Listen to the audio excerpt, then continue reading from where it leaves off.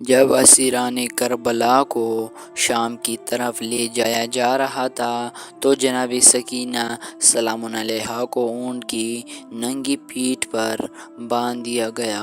اونٹ جیسے جیسے چلتا تھا تو اس کی پیٹھ سے بی بی سکینہ کا سینہ چھلتا تھا، یہاں تک کہ ایک منزل کے بعد بی بی سکینہ کو اتار دیا گیا تو کرتا خون میں لال تھا۔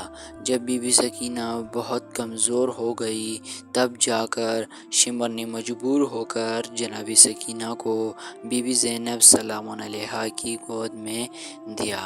قافلہ شام آیا تو ایک رسن میں 12 گلے باندھے گئے اور سب سے چھوٹی ان میں بی بی سکینہ تھی۔ جب کوئی بی بی سیدھی کھڑی ہوتی تو بی بی سکینہ کا گلا گھونٹ جاتا۔ پھر دربار شام میں آئے، وہاں بی بی سکینہ کو کنیزی مانگا گیا۔ پھر زندان شام کے منزل آئے جہاں خوب اندھیرا تھا۔ بی بی سکینہ اپنے بابا کو یاد کر کے بہت روتی تو پھر ملعون نے بی بی سکینہ کو زندان میں تنہا قید کر دیا۔ بی بی سکینہ اپنے بابا کا نام زمین پر لکھتی اور چوما کرتی اور آنسو بہایا کرتی۔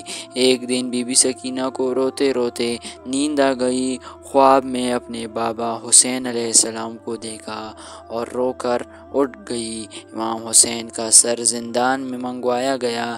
جیسے ہی بی بی سکینہ کو بابا کا سر ملا، بہت روئی اور اپنے مصائب اپنے بابا کو سنائے اور بولتے بولتے اچانک چپ ہو گئی۔ اور بی بی ام رباب نے امام سجاد علیہ السلام سے کہا، بیٹا ذرا سکینہ کو دیکھنا، وہ چپ کیوں ہو گئی؟